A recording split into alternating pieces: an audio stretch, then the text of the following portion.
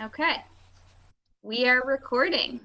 So tonight is February 23rd, and we are gathered here for a Social Service Funding Committee meeting.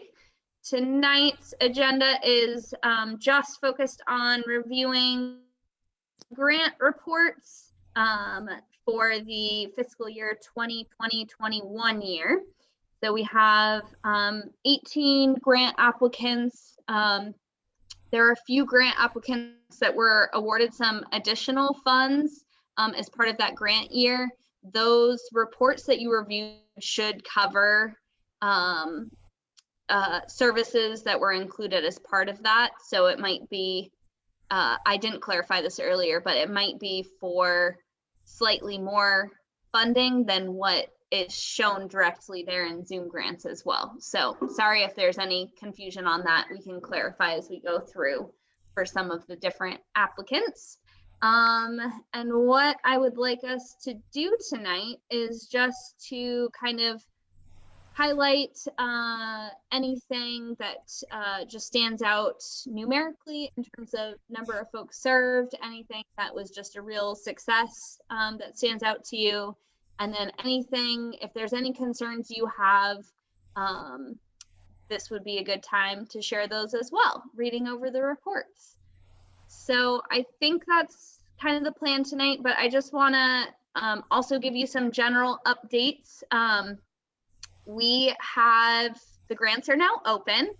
I made some changes in the grant application after the feedback that you all provided last time. So there's a pretty meaty, like COVID specific section with some questions there. And then I also cleaned up some of the pieces around kind of priorities and number of folks served and number of staff and those types of things. So hopefully that will be a little bit clearer going into this year. I thank you, Lisa, for coming and sharing a little bit of feedback at the info session. I think we're gonna do like virtual info sessions from now on. It was like very successful. We had about 35 folks come out, several new folks. So we can expect some new applications again this year. Some of them I think are other pantries in the area. Some of them are services that have been, you know, based out in Multnomah County that are expanding out here in Washington County. There's kind of a mix of what we might see. And then I've been, so far, I've had 2 Fridays where I've met one-on-one with organizations to talk through their applications and what they are thinking of applying for. So next week, I believe, Community Development Block Grants will make their funding decision, which will then help me just kind of advise folks on whether they should apply through our process or not. There was probably, I think they got around 6 applications, and all of them are very familiar to me of organizations we would have seen. So we're just going to work with them through that process to figure out what makes the most sense in terms of where they apply to. So I think that's kind of where we are now. Applications will be due the 22nd. And then that next day we'll have a meeting and I will give you all kind of the historical note sheets about each of those organizations that ends up applying.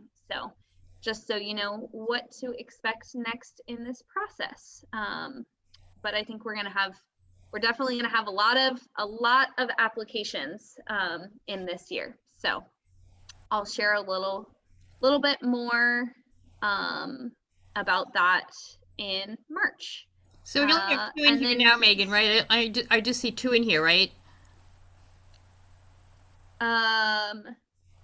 So for 21, 22, there might be some applications submitted, but I would actually, sorry, thanks for asking, Lisa. I would definitely ignore any of the submitted applications until that close date, because they can go in and change their application anytime between now and then.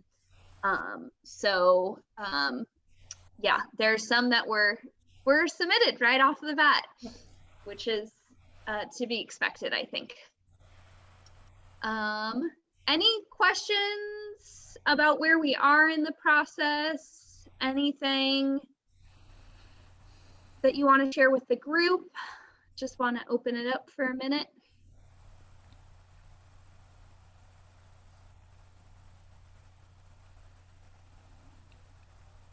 Okay, cool. All right, well, then let's dive into some reports, I think. So off the bat, we can do one or two at a time, depending on what feels best for you all. But Jerome, you've got Casey's Corner, which is somehow alphabetically the first one in that list. So do you want to kick it off? Yeah, sure. So I had the three, and all three basically submitted their reports mid-January, around that time. So Casey's Corner was the first one.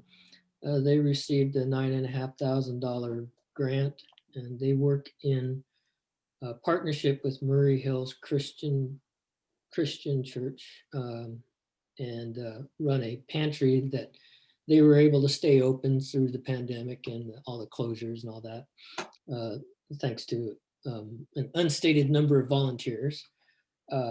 And their current spending rate is about $2,000 per month. They said they have served 1,600 families, which is down 400 families from normal.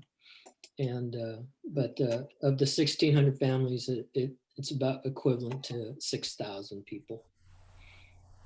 So that's all I gleaned from their report. So any questions about Casey's Corner?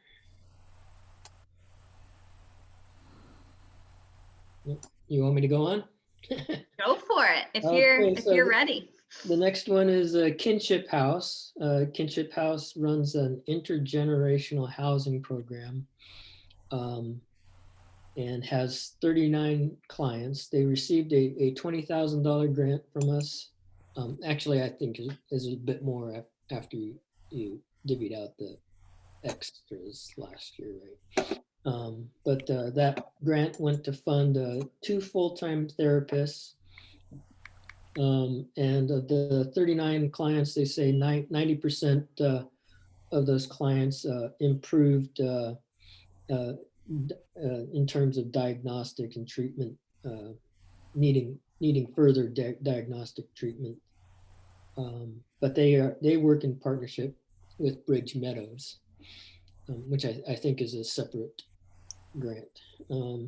And then the last one I had was Waste Not Food Taxi. They received a $12,000 grant. They say they served 652 Beaverton clients, and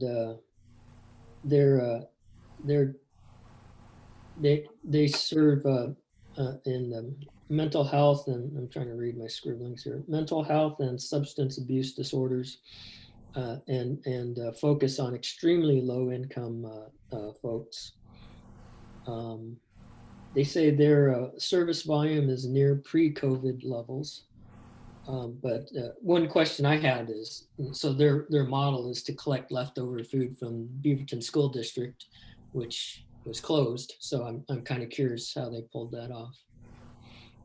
Yeah, that's great. I can actually share a little info because I talked to them recently, and I was going to note on you got 2 of the ones actually that were raised. So Casey's Corner and Waste Not Food Taxi were both topped out at $20K, I think. So so those grants were increased. So Waste Not, I think, so from what they have shared, they pivoted a little bit. They've been doing some pickup at grocery stores. Because there's been some challenges with like recycling during COVID and some of the like retention of food that used to exist before. So they've been doing some pickups there, some at restaurants, although it's less with like not doing indoor dining and that type of thing. But one of the things they shared, and I can't remember if I shared this last time or not, but there's been a real movement in mutual aid food services here in Beaverton. So there's something called the Beaverton free food fridges that are in different neighborhoods, and they are just like plugged into buildings. Some of them are just like standalone like pantries, but some of them are actual fridges, and they help stock some of those where folks can just go and then grab what they need out of those as well. So that was a little bit of what they shared with me. I'm excited to learn more about how they've grown, because I think they were new to us, both Waste Not and Casey's Corner, right, Jerome? That's correct, yes. Cool. Anything else that was surprising to you from any of those applications at all? No, nothing really. You know, the drop in supported families with Casey's Corner really didn't surprise me, but you know, in a way it did catch my eye, because you would think that the need would be great enough that they continue to serve at a higher level. But, you know. Yeah. Oh no. Great. Well, thanks, Jerome. That is a great overview. I think, one second. Waste Not, food taxi. Okay, awesome. Lisa, do you want to go next? Well, I am going to be very embarrassing here. I got into Zoom grants. I do not see any reports. That was I did not see, could not locate any of the reports. So they'll be under the year 2021, not 21-22. And then there should be a report option there, but we can swing back around. Yeah, come back to me when I will go back. Can I get into 20? Is there a sidebar to get into the earlier ones? Yeah, both applications should be listed, and then you should just be able to click on 2021. Okay, Renu, do you want to go next? Sure.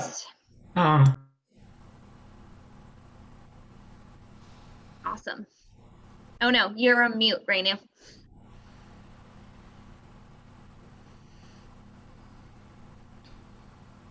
Can you hear me? Yes. Okay, great. So I had 3 organizations that I was supposed to read up. They are Oregon Food Bank, St. Matt's Lutheran Church, and Assistance League. So I'll start off with Oregon Food Bank. So I think they got they did get $20,000 from us, and all the money that they got, at least in the first half of the year, went to fuel and freight.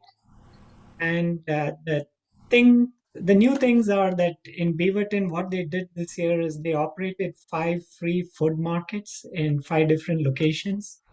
And the only thing that stands out is that due to COVID, the food market in Aloha Huber Park was actually staffed by volunteers. They initially thought that they would have to shut it down or reduce it, but apparently some of the parents in the school and the school authorities stepped in and decided to take charge and said that they would actually run it. So as a result of COVID, those folks took charge, and I think that's interesting because Oregon Food Bank, being such a big organization, if people at the local area take responsibility for that, it might work out better. And that's just a thought, but nothing else. I didn't see any red flags or nothing else stood out in that other than this model. I think is interesting.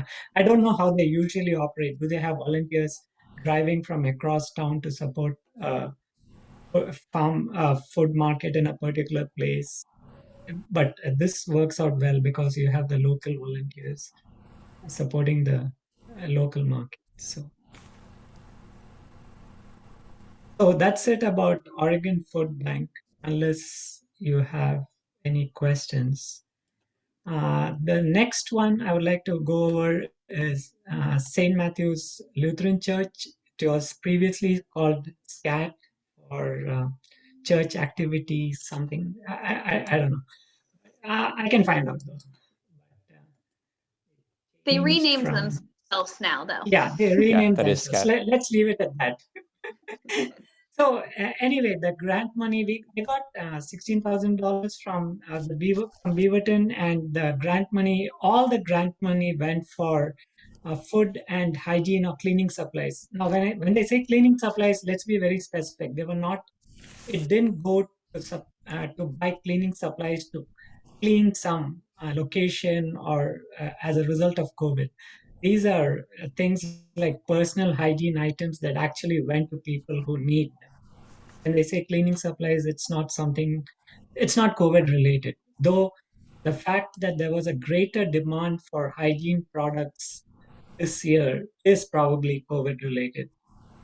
So some of the changes that they made were that instead of getting most of the food items from Oregon Food Bank as they usually do, due to supply chain constraints, they actually shopped at some local grocers like Midco and Costco and grocery market, grocery outlet, and Costco. So that is one of the things that changed. The other thing that they changed is instead of having a walk-through pantry like they usually do, they had pickup and delivery due to COVID. So people would drive in and there would be volunteers who packed boxes and put them in cars, or they would actually go out to the sites and volunteer them, I suppose, at their places of residence. I'm not too sure about that. And the other thing is, because of COVID, the number of volunteers decreased because people had greater responsibility, had to stay at home, and seniors couldn't volunteer. But even though the number of volunteers decreased, the number of volunteer hours increased, so the people who were volunteering put in more time. So that is it about St. Mark's Lutheran. The next one I had is Renu, Uh-huh. just real quick, I think Hazel, you also looked at St. Matt's. Just wondering if there is anything else that stood out to you there. So yeah, there actually was. It seemed the way they were presented in the initial grant request was more a focus on hygiene, but looking at their spending of the 16,000, 10,000 was to food and only 6,000 to hygiene. So that balance was a little, it wasn't quite what I expected. But what really kind of stood out to me is of the 2,885 individuals that they supported, they said only 53% resided within Beaverton. And I'm not sure where they're pulling the others, but that just seemed like a pretty significant disconnect between the city funding something as opposed to the county. But everything else that Renu said, I totally agree with. Those were just some things that popped out to me that I think that residency number is something we always look at. So that's a great call. I think just from hearing Renu kind of, since you have OFB too, and then some of these smaller pantries, I think, I've been hearing things about changes in the network regarding food and how pantries work with OFB. So the fact that was reflected in St. Matt's and how they talked about getting the food, I think that's something we just might want to ask some other questions about going into this next grant cycle. And I can also have, there's kind of a county coordinated food network. And I could see if I can find somebody who can come out and talk a little bit more about how that's working right now too, since we're funding so heavily in this area right now. So the other thing is they don't turn down people. Suppose they have somebody who is a Beaverton resident who is registered with them, and if someone who is a non-resident walks in with them, they don't turn them down. and also they don't turn down anyone who is homeless. All right. And what was your last one? Assistance League? The last one was Assistance League, and they got $7,500 from us. Just a second here. Let me.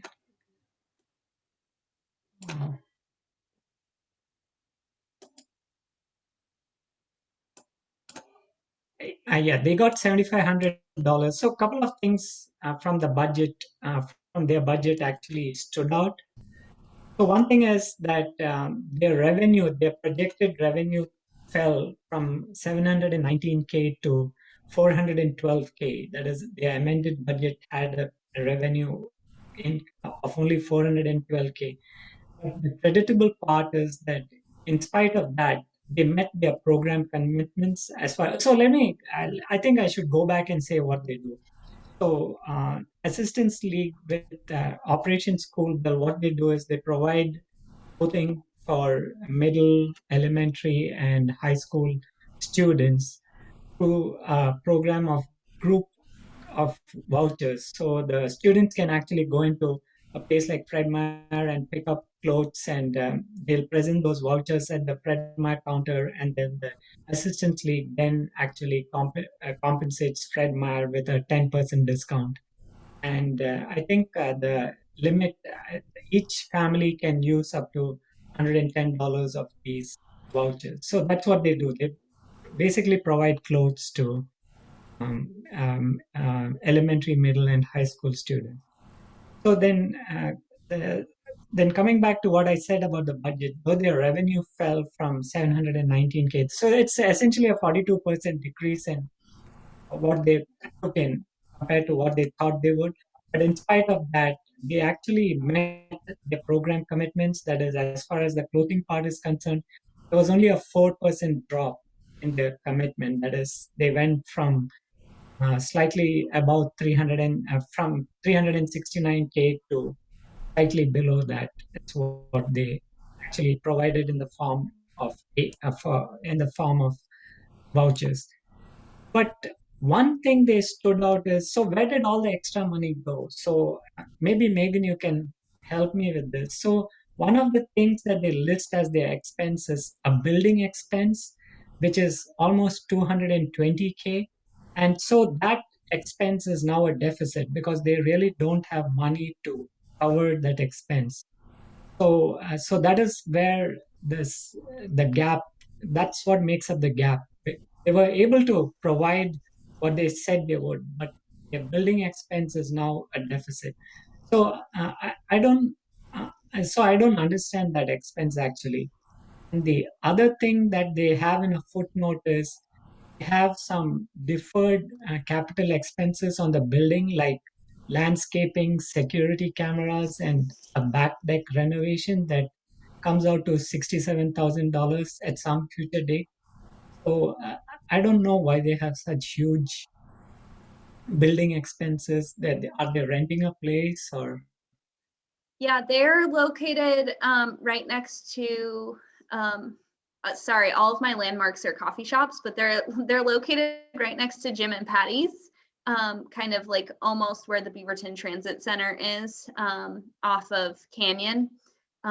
So I've passed it a few times. I think we just haven't had a chance.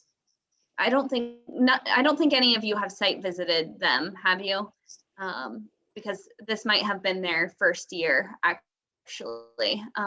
So we could see if there's any chance just to get like a distant site visit too, just to see the location, and then ask some questions about that if they come in again this year. I think that's a good note. So yeah, but that's the thing that stood out because almost slightly more than a third of their revenues, or slightly less than a third actually, of their revenues go towards that building, and they're actually planning to sort of upgrade it by doing landscaping and back deck renovation and things like that. So it's interesting because from what it sounds like too, the model has shifted, because they used to have kind of the clothes on site where they, you know, bought in bulk, and now they're doing like gift card, at least during COVID right now. As they explained it, it's like gift cards to Fred Meyer's. Is that how it's working? Yes. So yeah, I think they mentioned that the model has changed. So let me go back and sort of read from their report here.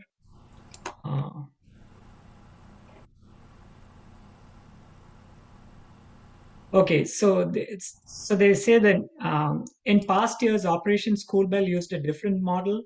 We ordered wholesale clothing for elementary school children and invited them to select the clothes in our building with an appointment one afternoon a week on Saturday. The new model is a big improvement because families have a much wider variety of clothing items to select at Fred Meyer than we could offer, and then they can shop whenever it is convenient for them. So, and in past years, we hosted supervised shopping events where about 100 middle and high school students and their parents would select clothes at Fred Meyer, while our volunteers paid for their items with gift card at the register. New clothing voucher system is more convenient for families in that they can shop at their convenience rather than during a scheduled event. So yes, the model has changed.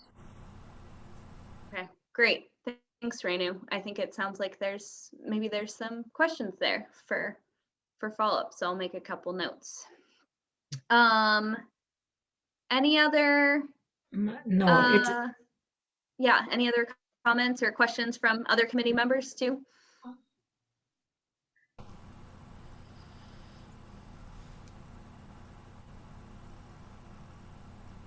Awesome.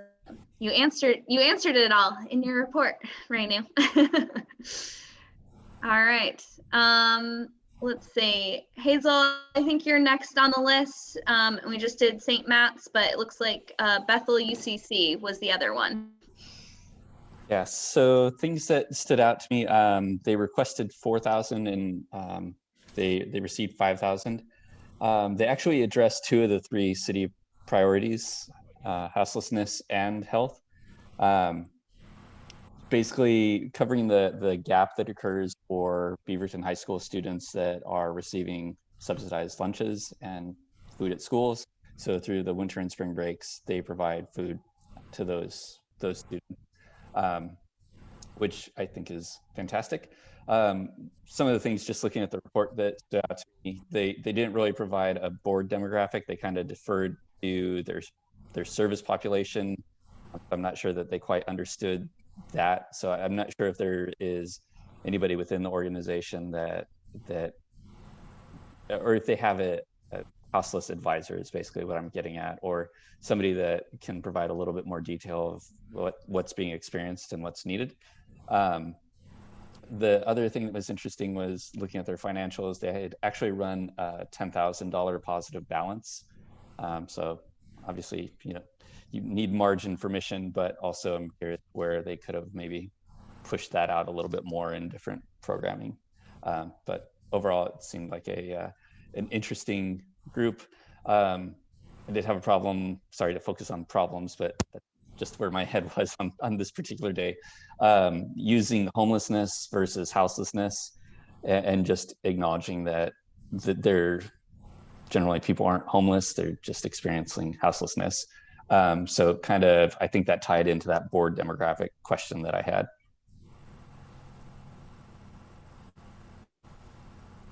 Great, thanks, Hazel. I think UCC was also one of the recipients, if I'm remembering right, of some of the additional grant funding as well. So for some of that food expenses. So that might capture in the budget as well, that what was spent was slightly over half of what they have in that report.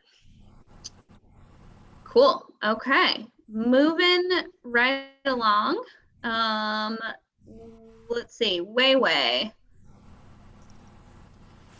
I have 3 grants. One of them is Bridge to Change, which received $20,000. They served 50 people That's about 25 less than they planned to do. Considering what was going on, that seemed to be reasonable. And they spend most of the money on rental support. I did visit them before the closeout hit us. They seem to be running a very efficient program, and my heart goes out to them because they really help the new adopted, foster children who are sort of finding a new home. And I also stayed on with a therapy session, which was very touching.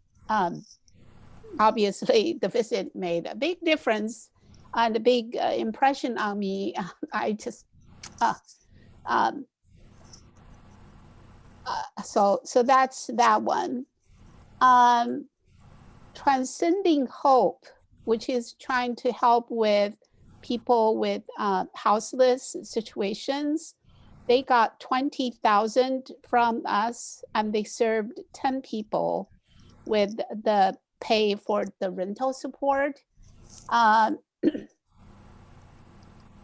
All 10 people that they served had some kind of a personal crisis, some with mental health and some with addiction. I didn't quite figure out exactly how many they intend to serve, but 10 seems to be quite a lot, considering how hard it is to actually find someone you need, right?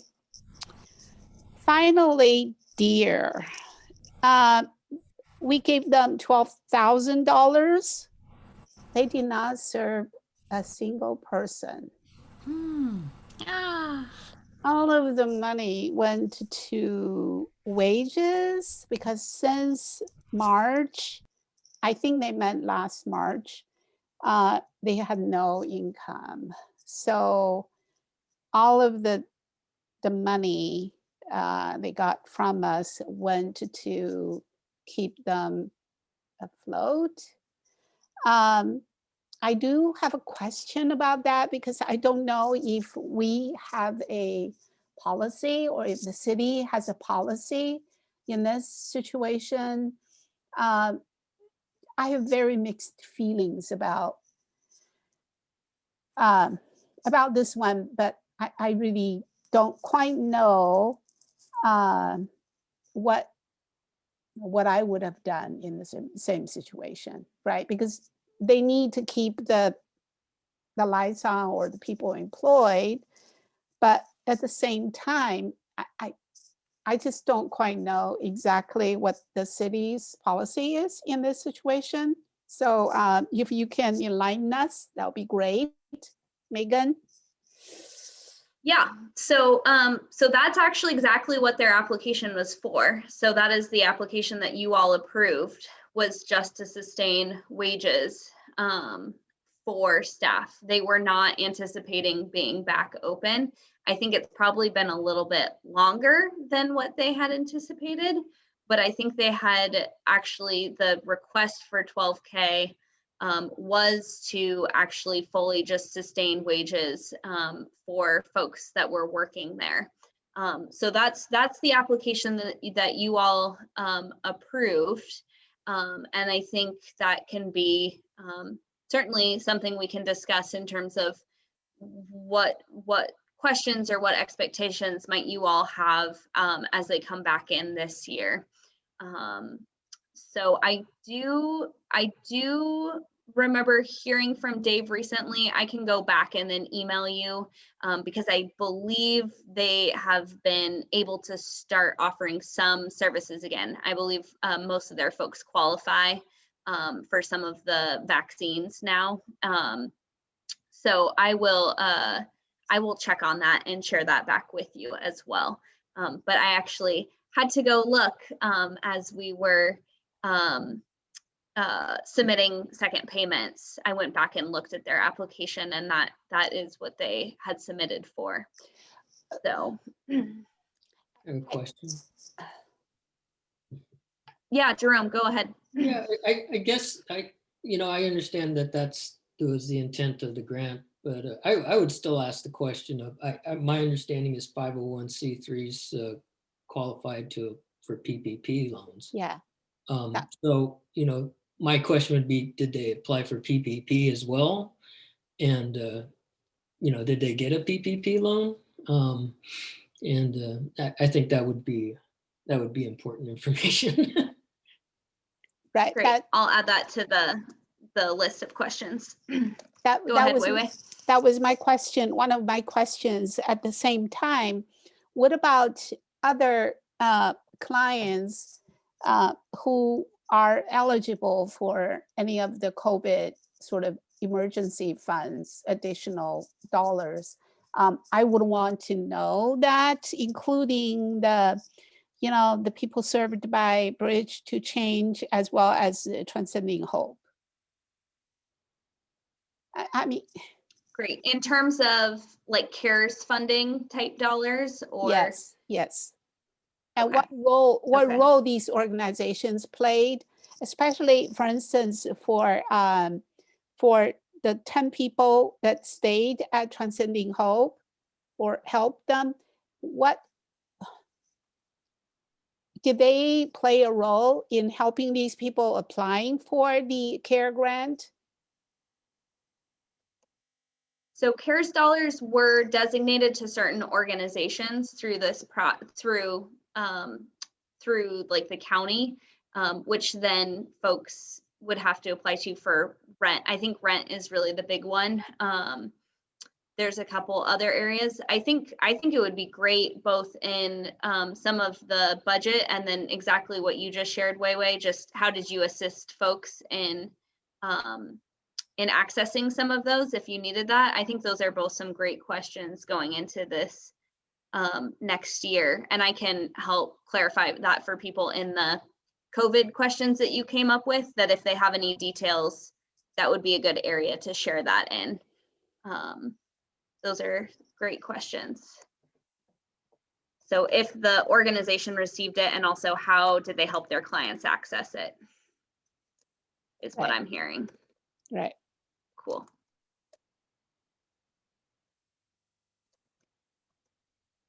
Awesome. Taking a few notes on that. I just wanted to share an update on Bridges to Change too, if you haven't seen.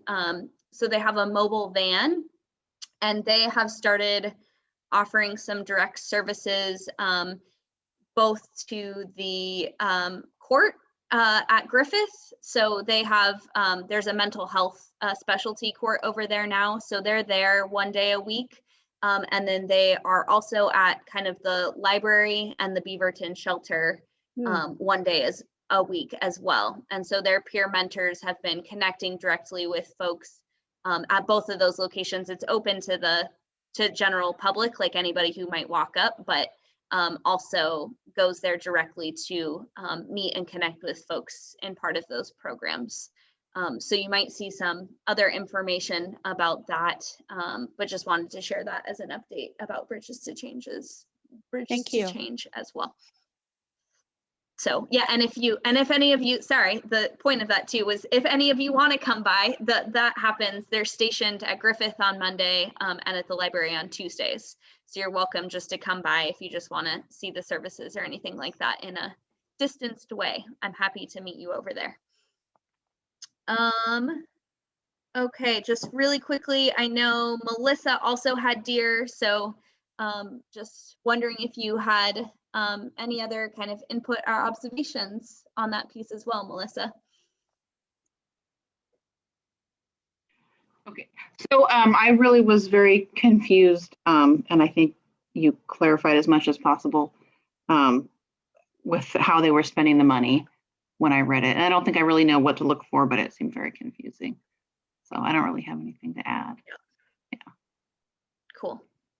Sounds like there's need for some follow-up if they apply again this year.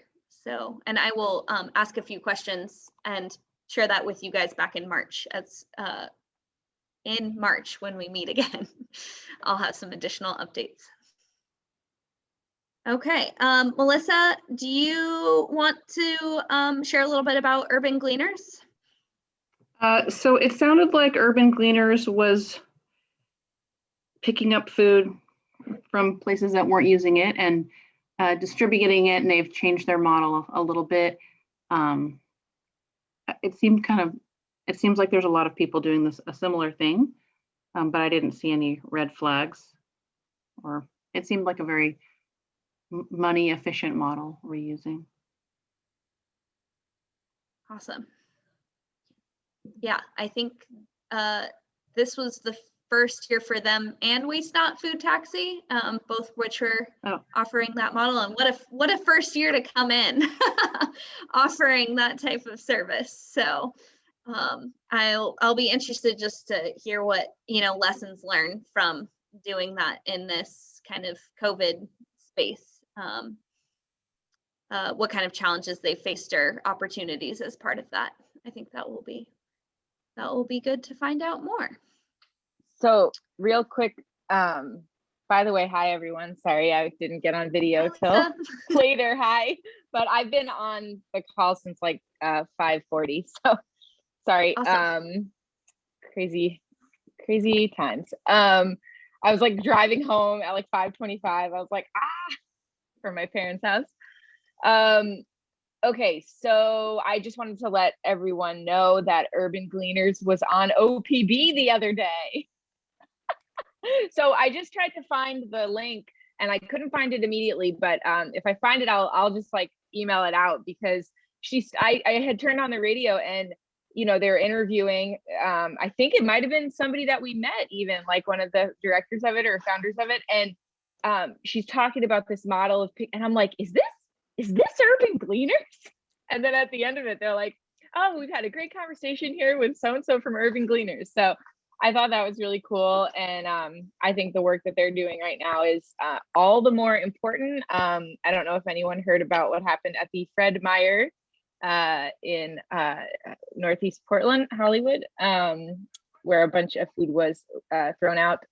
Of course, it was because they lost power, which is kind of a unique situation, but all the food had to be wasted.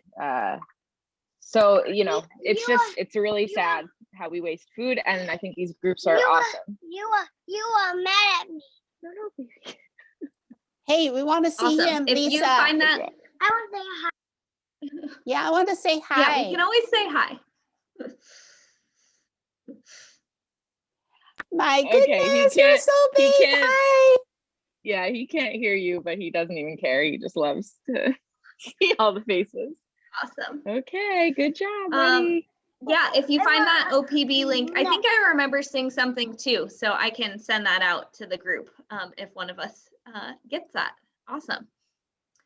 There's been some, this is just reminding me, there's just been a lot of work in the food arena, I think, over the last couple months. So it might be just helpful to connect to the Food Network and have them come and share a little bit more to our group as well. So have that as a reminder to myself. Well, I think, so the two Lisas, you are up. Whoever wants to go next. Yeah, I should be able to go now. He's watching Moana. Okay, so I'll start with Adelante Mujeres.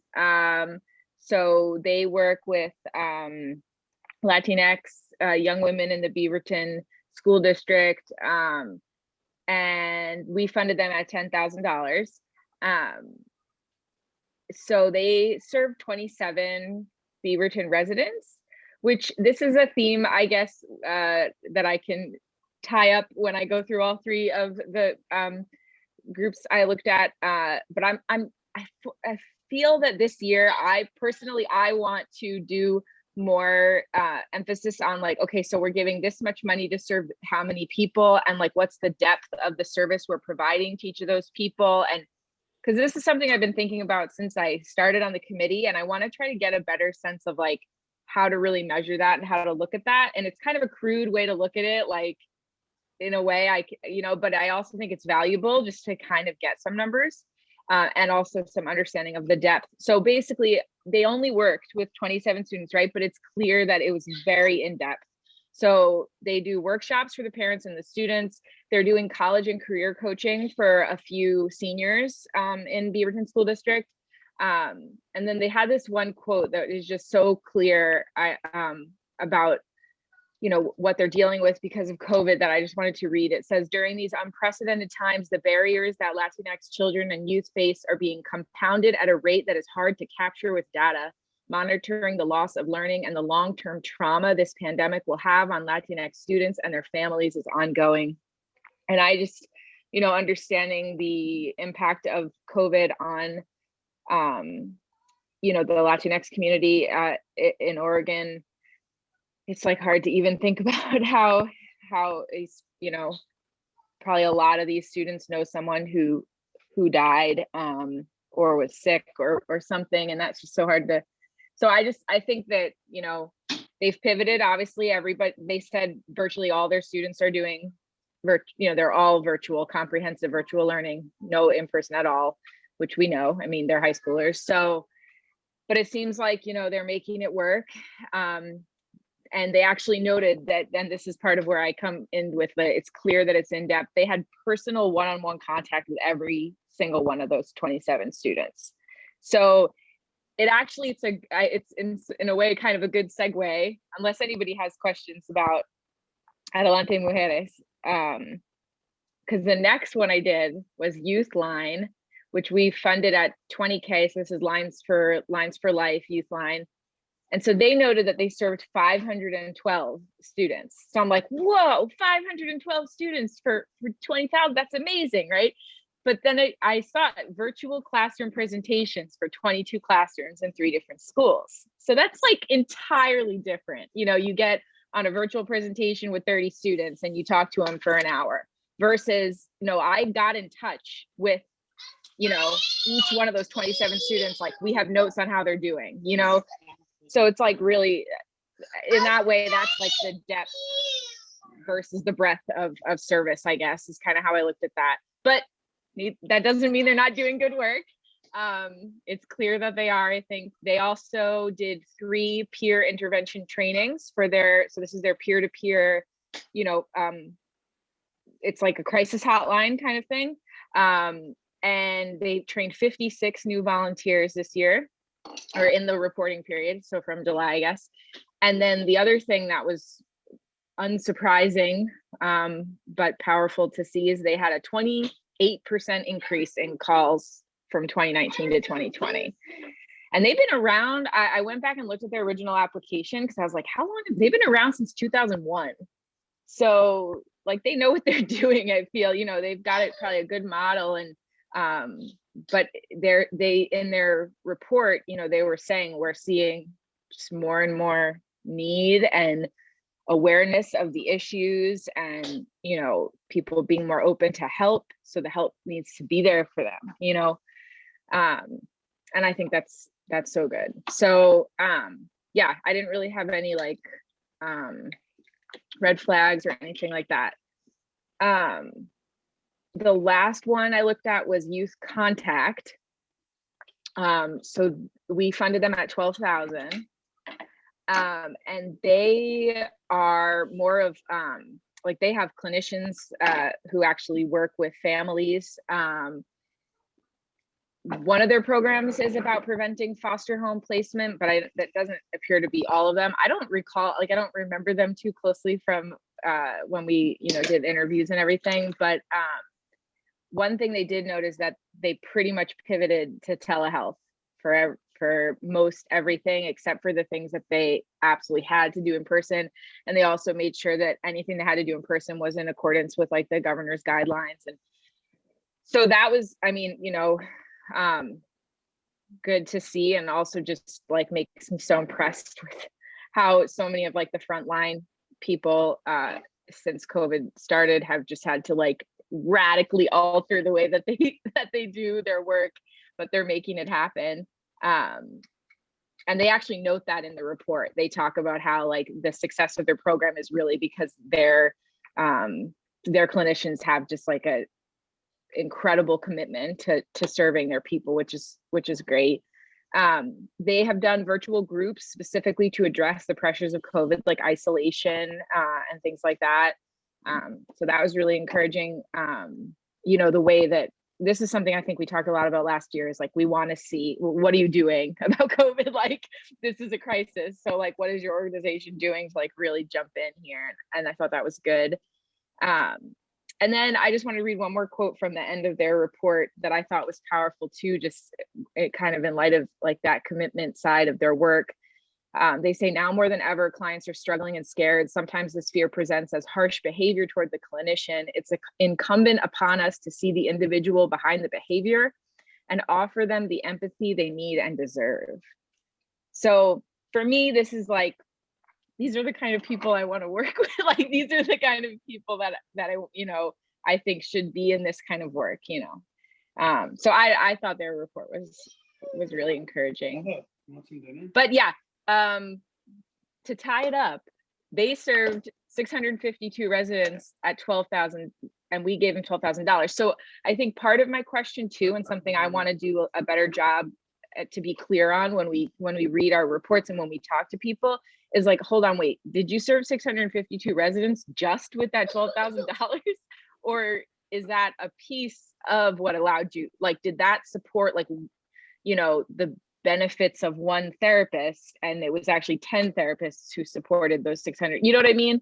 Like, that's what it makes me wonder, just kind of getting a little more clarity on the numbers. It's probably going to be tricky to really do this in the way that I'm envisioning, but like, at least it can give me a little more insight to understand.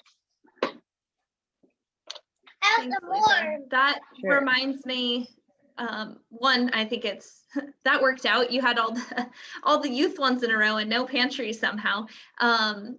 But it also reminds me, just for our March meeting, I would like us all to come back to the scoring matrix and just talk about what are we looking at when we're scoring in each of those areas. So I'll bring that, I'll send it out before our March meeting, and then we'll come back. But I think some of like what you're bringing up as questions in terms of depth and breadth of experience, some of that is tried to wade in that scoring matrix as well. So let's come back to that and figure out if there's ways for us to address some of that as we're going through and trying to compare applications, which are apples and oranges sometimes. So there's definitely different benefits to all of those, which I think you shared very well. So any questions or comments from the group on any of those orgs? I feel like I want to respond to Lisa's question. You know, for the large groups of activities that they or any organizations host, I think the only reasonable way to look at the $12,000 we gave them is that that's just part of the larger pot. Right? It can't really, you know, will be so powerful if the $12,000 goes that far, right? No, I mean, that's almost definitely like has to be the case. But I think that's why I'm like, is there a way to get it a little closer to apples in all the reporting instead of apples to oranges, right? Because honestly, with Adelante Mujeres, like, I wonder if that 10K really is what they use. Like, they don't, most of their, I think pretty much all of the people that work directly with the students, or most of them, are volunteers. So it's like, I don't know that the 10K was just a portion of what allowed them to serve the 27 students. And, you know, that's the kind of thing that I want to try to get like clarity on. So that's a great idea with the scoring matrix and just looking at, you know, kind of the frameworks that we have, rather than trying to think about having to ask this question to like everyone. Well, and it sounds like from what I gleaned from your conversation as a group last time, that there's still some confusion around, like the organization and what they serve versus, the program and what they serve, and then our grant and how far that goes. So just hopefully, we're able to kind of clarify both through some clear budgeting where it outlines what they're spending money on, and then, outcomes related to that. We can make some more direct connections there as well. And I think helping organizations draw that line is always good practice through this process. One of the things that I found, and I have to admit, I did the thing I was supposed to do. I did it quickly. I accidentally did Lisa's, the other Lisa's. I just saw Lisa. That's all right. But I got mine done. But I noticed, in looking at hers and mine and looking through the others, one of the things maybe to address somehow is some of the changes that had to be made due to COVID, and some of the changes they had to make in how they spent the money in the populations they were serving.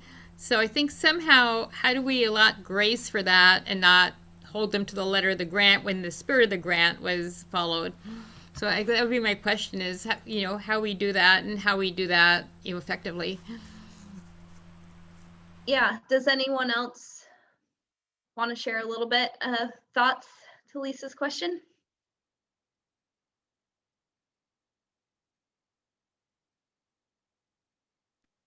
Well, I almost think I'll just go ahead. Go ahead, Lisa. Well, I was gonna say that I just feel like it's like two sides too, because like I was saying that I want to make sure they are making changes, like I almost don't want them to be doing business as usual, because like there's just, like I don't know, you guys all know I work in the corporate world, and I'm telling you, it's like nothing happened. It's like nothing happened at this point. It was pretty much by like June or July, it was like nothing happened. They just sent out a thing about like getting our talent, like doing your annual reviews and getting all your, and I'm like, are you kidding me? Like, we're still in a pandemic. So maybe that's just like for me personally, but I feel like it's, in a way though, Lisa, it's kind of like two sides to one coin, right? Because it's like, we might want to, we have targeted questions, or at least we did last year, right at the beginning of the pandemic, for what are you doing, how are you pivoting, what's changed for COVID. And then also, if they're like, well, we couldn't do this service or that service, or like for deer, I mean, they were radically affected, how do we offer understanding, and or what are we going to do to, we still have a responsibility to ensure that they're using the money responsibly and appropriately, right? So it's, I mean, I think it's a really important conversation, and it's again, unprecedented. So none of us really know how to deal with it. Yeah, Hazel, go ahead. Just being able to speak from what it's like inside one of the grants that was reviewed.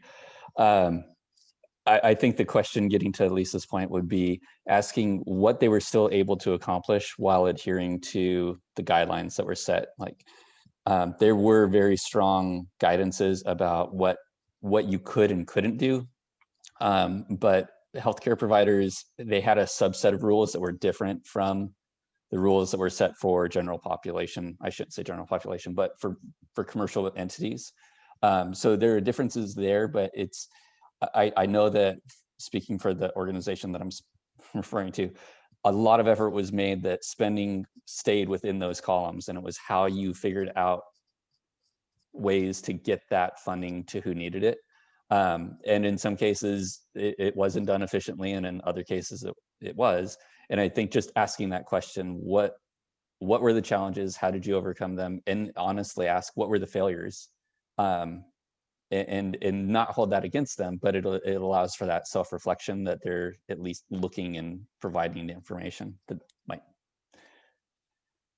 And that says a lot about them. How they made great. the changes says a lot about them, and how they responded, how quick they responded. Yep.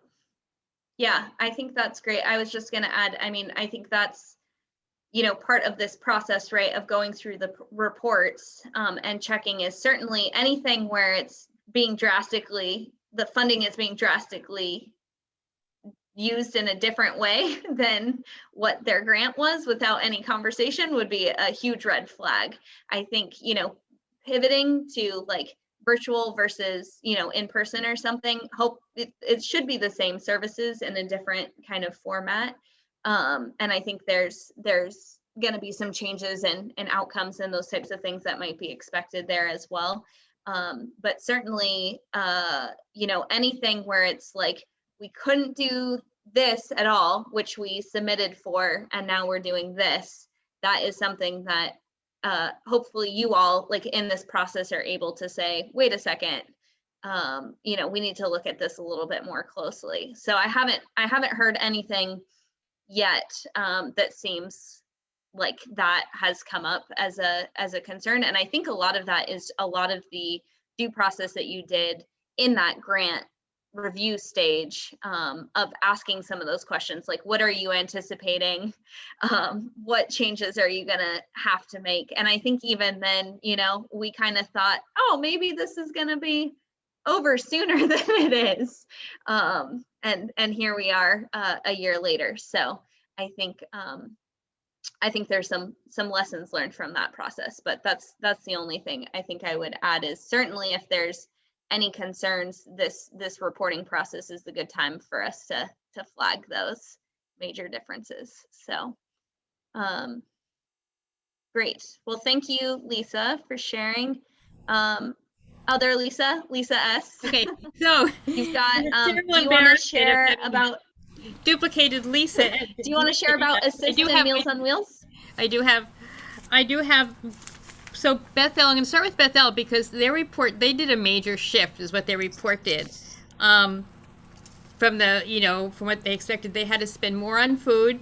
They had more families because they ended up serving 250 families as well as 100 homeless students.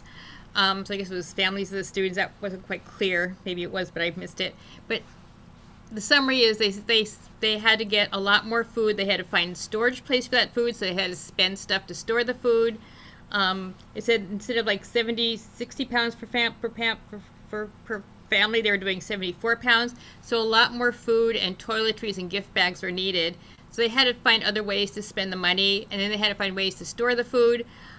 They had less volunteers. They, had to deal with giving it out on a less frequent basis, but yet keeping it fresh. So, but what I was impressed about is they got a lot of community partners like the Gleaners, Holy Trinity, helped them with the toiletries. So they got a lot of community partners to help them out.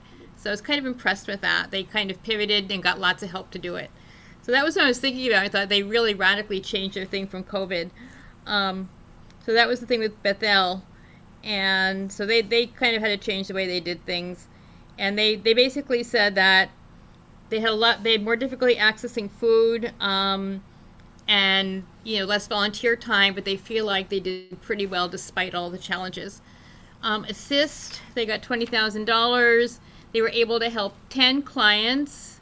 I guess they got 7 cases approved. They helped 10 clients, got 7 cases approved for the Social Security, SSI.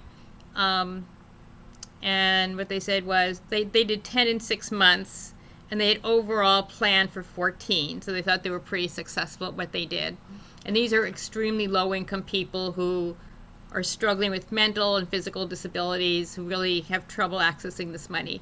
They felt like they did something to help alleviate a lot of financial strain and poverty for those families. Meals on Wheels, they serve 50,250 meals from July 1st to December 31st. They also had to do some pivoting. That was another one I thought of. They'd have the dining room and they could do fewer deliveries. So they were kind of realizing not only was the food need there, especially because families losing jobs and more families needing food, they also had the isolation to deal with because the Meals on Wheels volunteers also help with, checking in on people. So they started a friend chat program. And so the volunteers calling, if they wanted, once or twice a week just to check in with people, just to keep that but again, they served a whole lot of meals. They kept their program going, and they had an increase of 23% from last year. So again, due to COVID, they had to do some shifting, and I thought it was cool that they addressed the isolation issue. I thought that was really huge.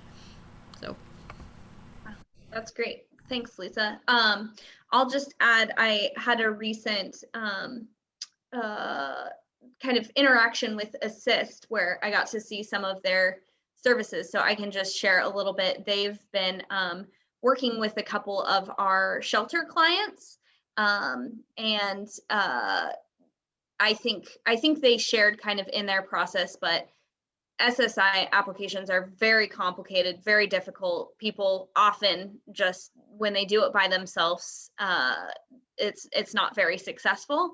And Assist in their like application rate when they're helping folks completing are like in the 90 percentile of success rate, and getting those and getting the back pay for it as well.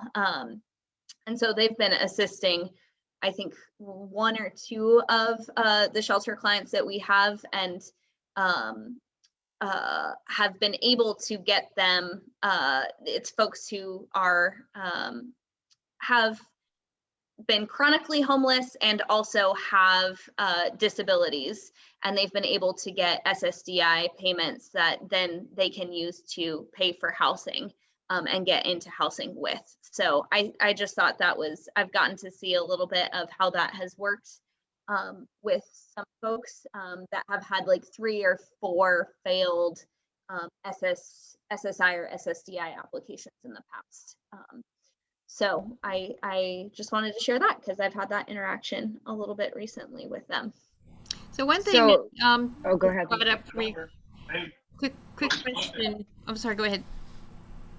So quick question at my thing when I looked at Bethel, and then I looked over at what I had looked at with Youth Contact. The question I had was, I was really impressed at Bethel and how they reached out to community partners.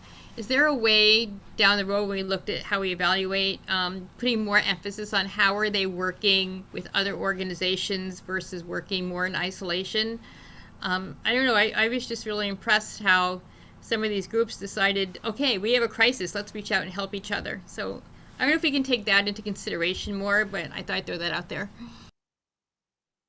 Yeah, we can look at that with the scoring matrix again. It is its own category and worth its own points directly related to the question in the grant application. So we can just look at how that's weighed with the other components. But that I'll write that down as a note, Lisa, for when we bring the scoring matrix the next time.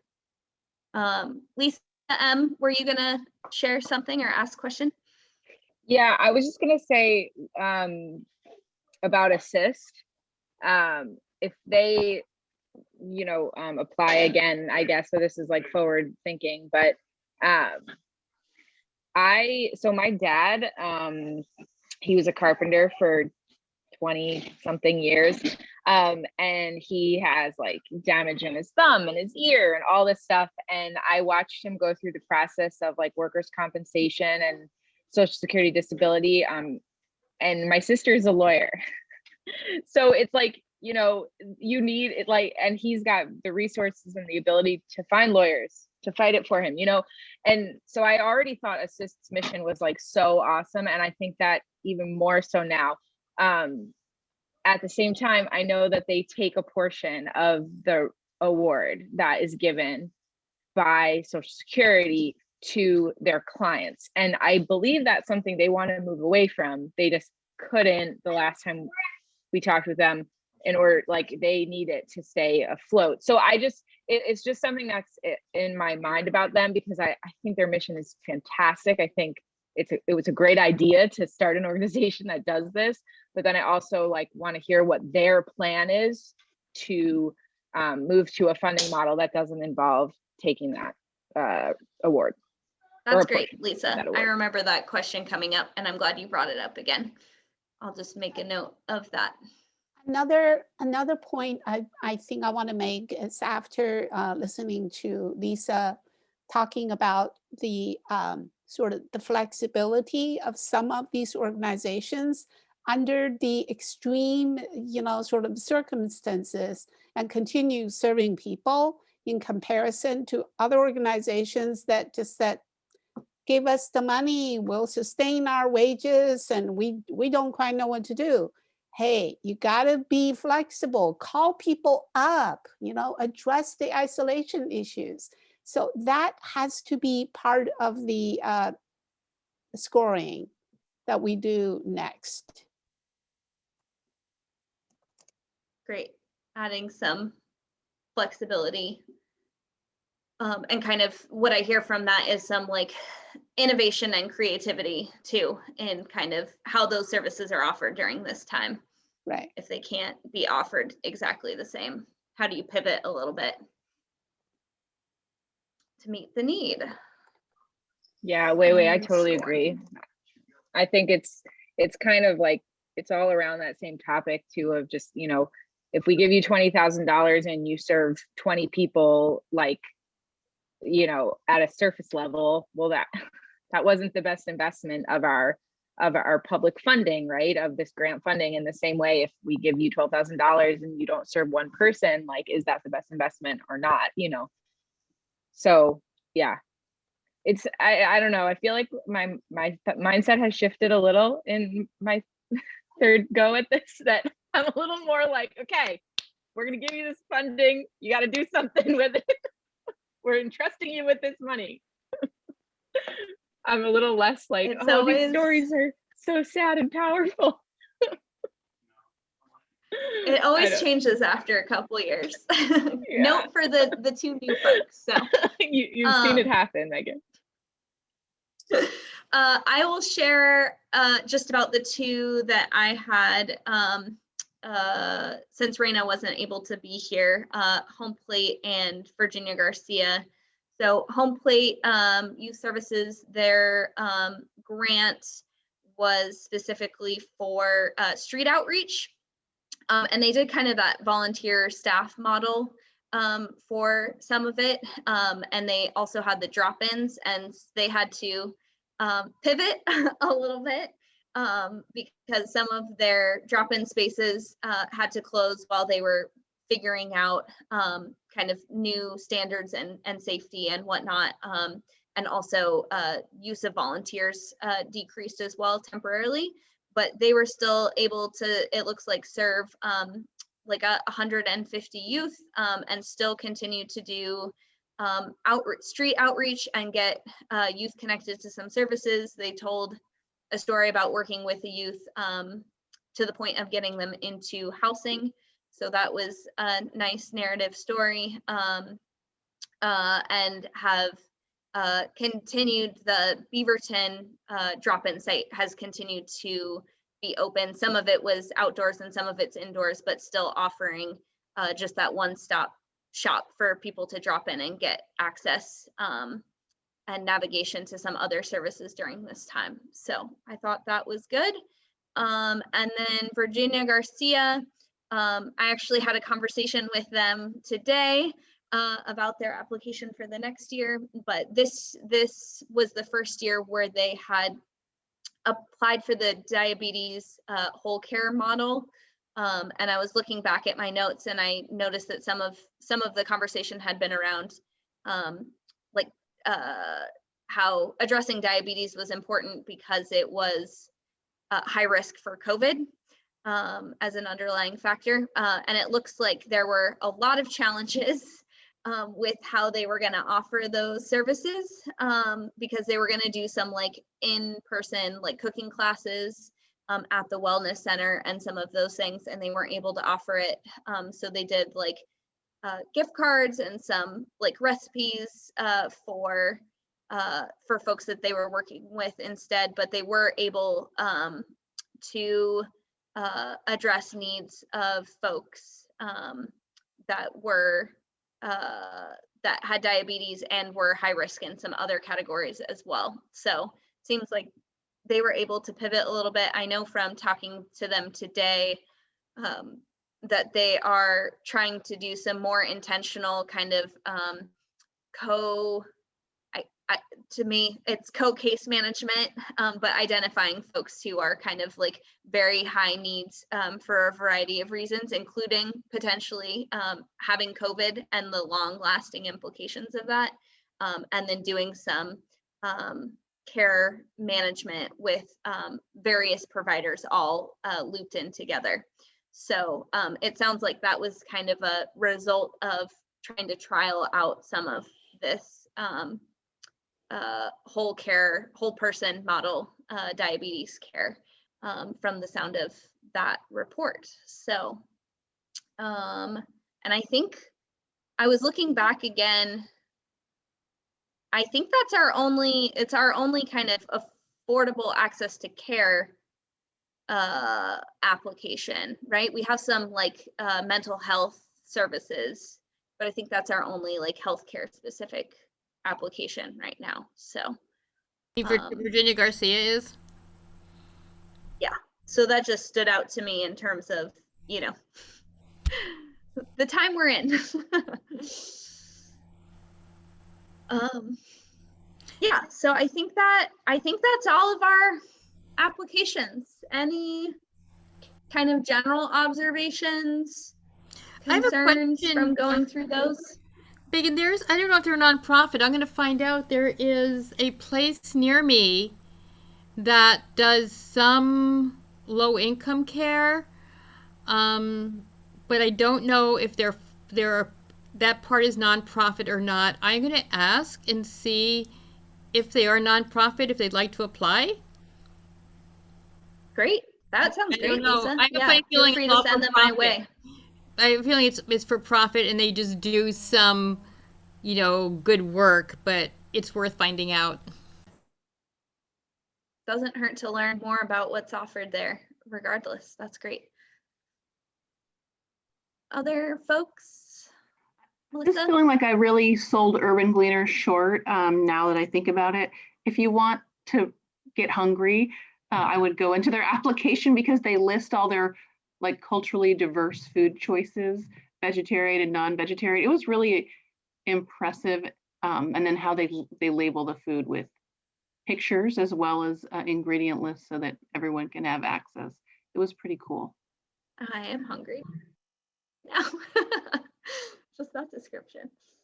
So I have a comment on the diabetes care from Virginia Garcia. So can they work with somebody like Urban Gleaners to provide food that is suitable for some of them? Because it is not just a medical problem, it's a diet issue too.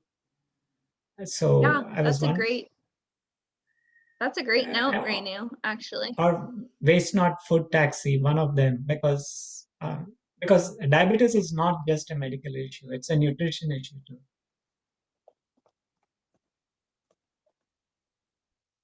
Yeah, it would be interesting to learn a little bit more about connection to some of those food providers, depending on if folks are having issues getting access to healthy, affordable food. It sounds like they were helping provide some of that directly. But yeah, I wonder that's a great note. This might be a more cost-effective way for them to reach more people with the same amount of money. I mean, if they go through someone like Urban Gleaners or Waste Not Food Taxis. It's a great note.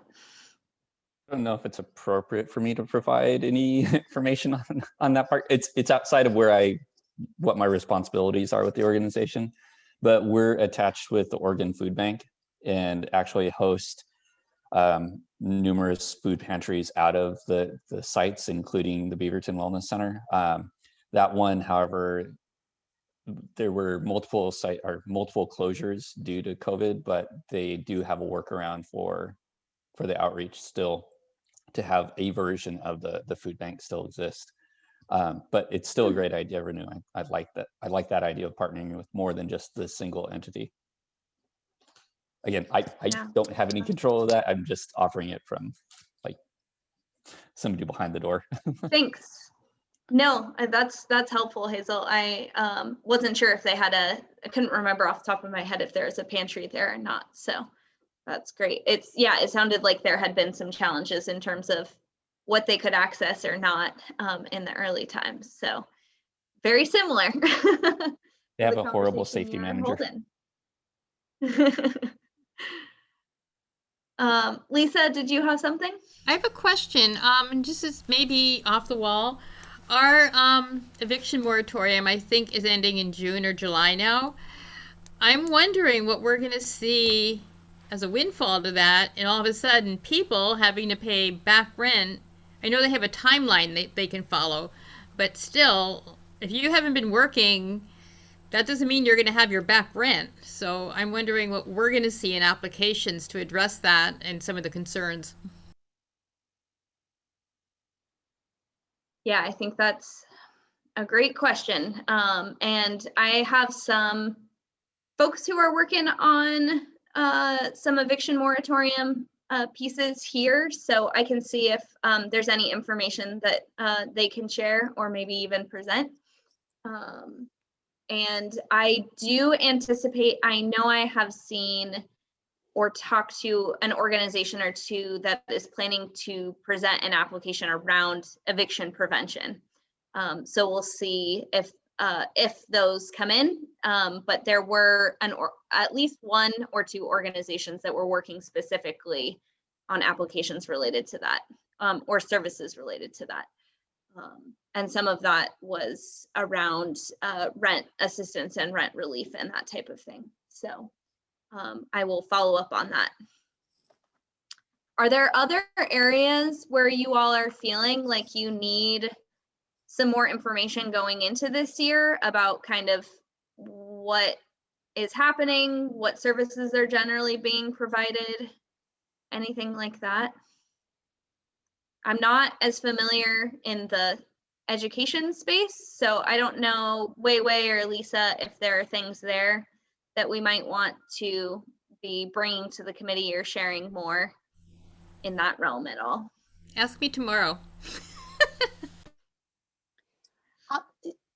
You know, Megan, I wondered if we could have a meeting. I know I don't want to add meetings, but since everything is so complicated this year, I wondered if we could have a information session from you about the PPP.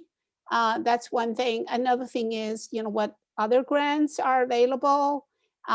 I'm happy to share what I know about the education funding there.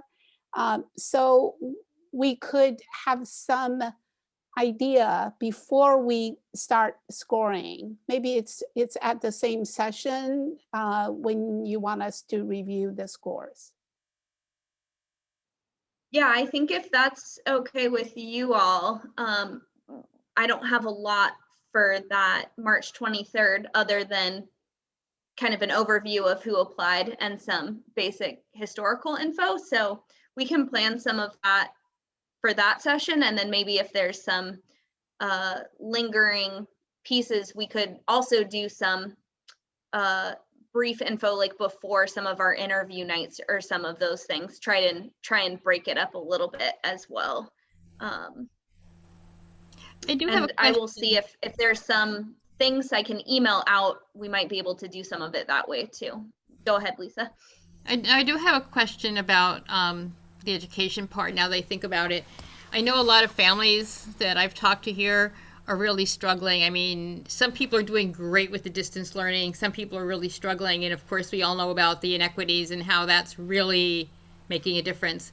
So I would like to know if we're going to have any organizations that are really going to hit heavy, you know, especially when we do more in person next year on the tutoring programs, the after school programs, how they're going to make that, you know, switch to COVID protocols. Are they going to do more of it outdoors in the library? Where are they going to do it?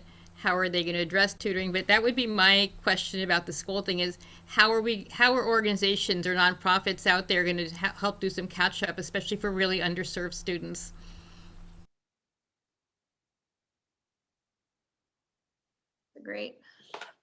Great question. I don't think I have yet talked to any organizations in that realm, although I anticipate we'll have some, but I haven't talked to any yet. So maybe, depending on kind of what we see too for applications, maybe there's some follow-up info that we want to develop as a group as well. And I can help bring other folks here if that's what we need. What about like the Beaverton, all those groups that did the after-school tutoring? I mean, we've had a few of those.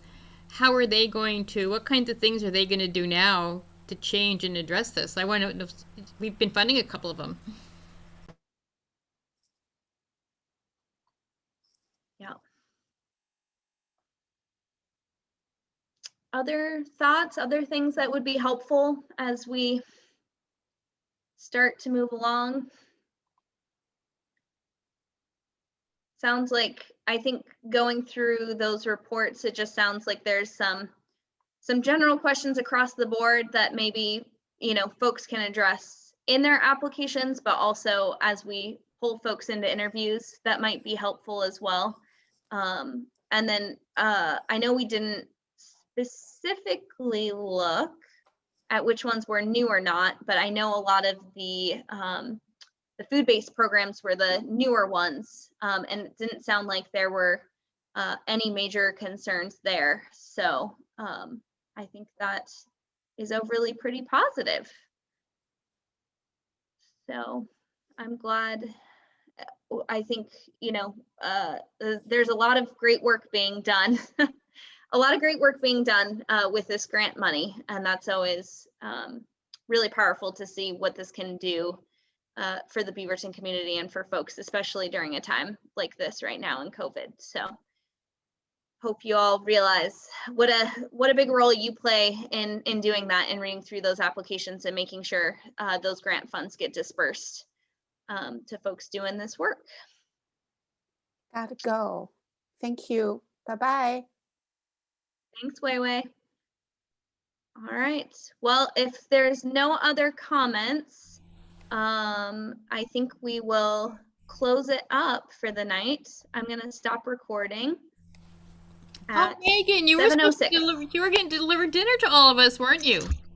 I will say bye. Oh, you had Maybe to catch eventually. I will say bye. Don't worry. For interviews, you will be getting dinner somehow. I'm just That's kidding. amazing. The Beaverton Song Circle delivered goodies to us I last will night say for their bye. birthday. I will